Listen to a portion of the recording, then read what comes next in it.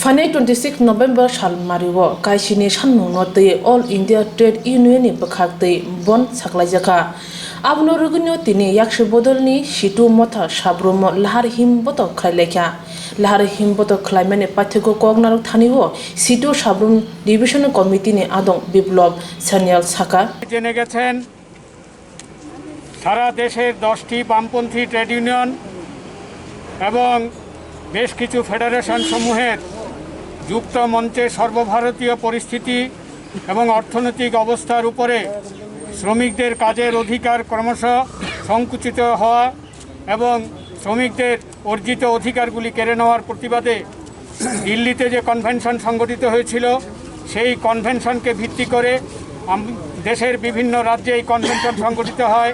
আমাদের রাজ্যেও 1 নভেম্বর আমাদের আগরতলা টাউন হলে সেই কনভেনশনে আমরা সকলে মিলিত হয়েছিলাম।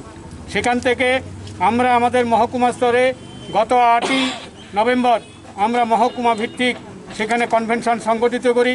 সেই কনভেনশন থেকে আমাদের সারা বিভাগের 13 থেকে 14টা স্পটের মধ্যে আমরা এই ধরনের মিছিল সংগঠিত করব ধর্মঘটকে সফল করার লক্ষ্যে।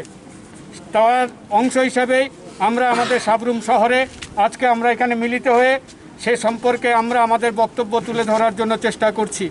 আপনারা নিশ্চয়ই জানেন সেখানে অনলাইনে যে ভার্চুয়াল পদ্ধতিতে যে কনভেনশন সংগঠিত ছিল সেই কনভেনশনের মধ্যে যে দাবিগুলি সর্বসম্মতিক্রমে গৃহীত হয়েছিল সেই দাবিগুলির ভিত্তিতেই আগামী 26শে নভেম্বর সারা দেশব্যাপী ধর্মঘটের আহ্বান করা হয়েছে। দাবিগুলির মধ্যে ইতিমধ্যে এই স্লোগানের মধ্যে আমাদের কমরেডরা উল্লেখ করেছেন, তবু আমি পড়ে দিচ্ছি। আয়কর দিতে হয় না এমন পরিবারকে প্রতি মাসে নগদ 7,500 টাকা করে দিতে হবে। সমস্ত গরিব পরিবারে প্রতি মাসে মাথা পিছু 10 কেজি খাদ্যশস্য বিনা পয়সায় দিতে হবে। 3, গ্রামে বছরে 200 দিন রেগার কাজ দিতে হবে। শহরের গরিবদের জন্য এই প্রকল্প চালু করতে হবে। 4, কৃষক বিরোধী সমস্ত আইন ও শ্রমিক বিরোধী লেবার কোড প্রত্যাহার করতে হবে। 5, আর্থিক প্রতিষ্ঠান সহ কোনো রাষ্ট্রায়ত্ত সংস্থা বেসরকারীকরণ চলবে না। রেল, অর্ডিন্যান্স ফ্যাক্টরি, বন্দর ইত্যাদি যেসব প্রতিষ্ঠানে ভালো সংখ্যক মানুষের কাজের সংস্থান হয় সেগুলি বহুজাতিকদের হাতে তুলে দেওয়া বন্ধ করতে হবে। 6, সময়ের আগে সরকারি রাষ্ট্রায়ত্ত সংস্থায় বাধ্যতামূলক অবসর নেওয়ার দানবীয় আইন প্রত্যাহার করতে হবে। 7, সকলের জন্য পেনশন চাই, NPS বাতিল করতে হবে। এই 7 দফা দাবিতে সারা দেশের বিভিন্ন বামপন্থী সংগঠন ছাড়াও অবামপন্থী সংগঠনও সেখানে যুক্ত হয়েছে। আপনারা ইতিমধ্যেই জেনে থাকবেন যে ভারতবর্ষের কংগ্রেস একটা রাজনৈতিক দল একসময় দেশের শাসন ক্ষমতা স্বাধীনতার পর থেকে দেশ শাসন করে এসেছে। সেই দলের পরিচালিত শ্রমিক সংগঠন INTUC এই সংগঠনের যে কনভেনশন হয়েছে সেই কনভেনশনে যুক্ত থেকে সিদ্ধান্তে সহমত পোষণ করে তারা স্বাক্ষর করেছেন। BMSA একটা সময় আমাদের এই ধরনের যৌথ আন্দোলনগুলি থেকে পিছনে থাকলেও তাদের পতাকা তলে সংগঠিত শ্রমিকদের চাপে তারা গত 2010 সাল থেকে এই ধরনের যৌথ আন্দোলনের মধ্যে তারা অংশগ্রহণ করে আসছেন। কিন্তু দেখা গেল তারা সরকারে আসীন হওয়ার পরেই তারা যৌথ আন্দোলন থেকে তাদের সমর্থন বা তাদের অংশগ্রহণ তারা পিছিয়ে নিচ্ছেন বা সেখান থেকে তারা সরে যাচ্ছেন। কিন্তু আমাদের রাজ্যের ক্ষেত্রে আমরা তাদের সাথে যে সমস্ত শ্রমিক BMS-এর পতাকার নিচে আজকে ইচ্ছা না থাকলেও সমবেত হচ্ছেন, জীবনের যন্ত্রণার মধ্যে দিয়ে তারা আজকে উপলব্ধি করতে পারছেন যে ট্রেড ইউনিয়নগুলি, বামপন্থী ট্রেড ইউনিয়নগুলি বা CI2 যে ধরনের আন্দোলন সংগঠিত করছিল সেই সংগঠিত আন্দোলনগুলি তারা নিশ্চয়ই তাদের জীবনের অভিজ্ঞতা মিলিয়ে নিতে পারছেন যে কোন রাস্তাটা সঠিক এবং ট্রেড ইউনিয়নগুলি আজকের যে আন্দোলন সেই আন্দোলন সেখানে তাদের অংশগ্রহণ করা উচিত। কিন্তু জীবন জীবিকার উপরে আঘাত আসবে বা প্রতিবন্ধকতা তৈরি করবে তার জন্যই তারা এই আন্দোলনের মধ্যে সহমত থাকলেও তারা সেখানে সমবেত হচ্ছেন না। আমরা জানি সেদিন দোকানপাট খোলা রাখার জন্য শাসক দলের পক্ষ থেকে চেষ্টা হবে। আমরা জানি সেদিন গাড়ির চাকা ঘোরানোর জন্য ড্রাইভারদের উপরে হুলিয়া জারি করা হবে। আমরা জানি অটো শ্রমিকদের উপরে হুলিয়া জারি করা হবে। স্কুল কলেজগুলিতে এখন বন্ধ আছে প্যান্ডেমিক, সেখানে অতিমারির কারণে সেই সমস্ত স্কুল এবং অফিসগুলিতে কর্মচারী শিক্ষকদের যেতে বাধ্য করা হবে। আমরা জানি এই ধরনের প্রক্রিয়া চলবে, কিন্তু এটার মধ্যে দিয়ে গোটা দেশের এই 10 দফা এই 7 দফা দাবির উপরে যে লড়াই সেটা এখানে পর্যুদস্ত হবে না। ছোট্ট একটা রাজ্য ত্রিপুরা গোটা দেশের মধ্যে আজকে উদাহরণ হিসেবে আজকে কাজ করছে যে প্রতিবাদ প্রতিরোধকে প্রতিহত করেই তারা এগিয়ে চলেছে।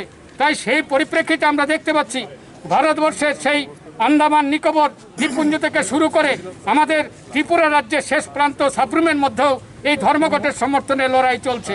কোনো জায়গায় শ্রমিকদেরকে দাবিয়ে রাখা যাবে না।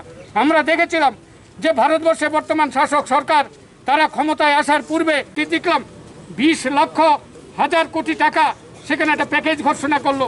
সেই প্যাকেজের মধ্যে তারা এই যে সুযোগ সুবিধা কাকে দিল? গরিব মানুষকে দিল না, দিল আম্বানি আদানি, তারা এই সুযোগটা পেলেন। পরবর্তী সময় আবারও আমরা দেখলাম আরও কিছু টাকা সেখানে প্যাকেজ দিল। সেই প্যাকেজের মধ্যে 3,70,000 টাকা সেখানে গরিব ক্ষুদ্র যে শিল্পগুলি আছে তাদেরকে দেওয়ার জন্য। কিন্তু সেই ক্ষেত্রে আমরা আজকে পর্যালোচনা করে দেখলাম একজনও ক্ষুদ্র শিল্পপতি সেই সুযোগ সেখানে গ্রহণ করেনি। তো এই সাব্রম নিয়ঙ্গে প্রেমনাথনের রিপোর্ট শ্রাংচাতি। 10 কেজি করে প্রত্যেক পরিবারকে খাদ্যশস্য সরবরাহ করতে হবে। এগার প্রকল্প 200 দিন করতে হবে। এগার প্রকল্প 200 দিন করতে হবে।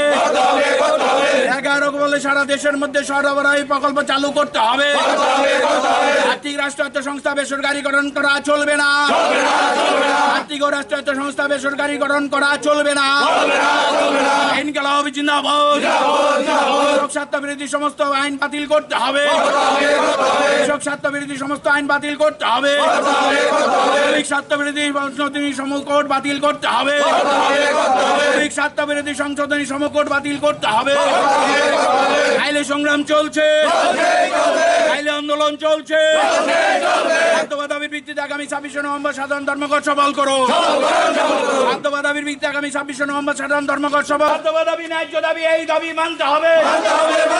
খাদ্যবাদাবি ন্যায্য দাবি, এই দাবি মানতে হবে। ইনকিলাব জিন্দাবাদ। ইনকিলাব জিন্দাবাদ। খাদ্যবাদাবি ন্যায্য দাবি, এই দাবি মানতে হবে। খাদ্যবাদাবি ন্যায্য দাবি, এই দাবি মানতে হবে। আগামী 26 নভেম্বর ন্যায্য দাবি, এই দাবি মানতে হবে। আয় করতেন এমন প্রত্যেক পরিবারকে 7,500 টাকা করে দিতে হবে। আয় করতেন এমন প্রত্যেক পরিবারকে 7,500 টাকা করে দিতে হবে। এগার প্রকল্প 200 দিন করতে হবে। এগার প্রকল্প 200 দিন করতে হবে। শহরের 11 দলে প্রকল্প চালু করতে হবে। রেল ও বন্দরে যে সমস্ত লোক নিয়োগ করা যায় ওগুলো বহুজাতিক সংস্থানটা তুলে দেওয়া চলবে না। ইনকিলাব জিন্দাবাদ।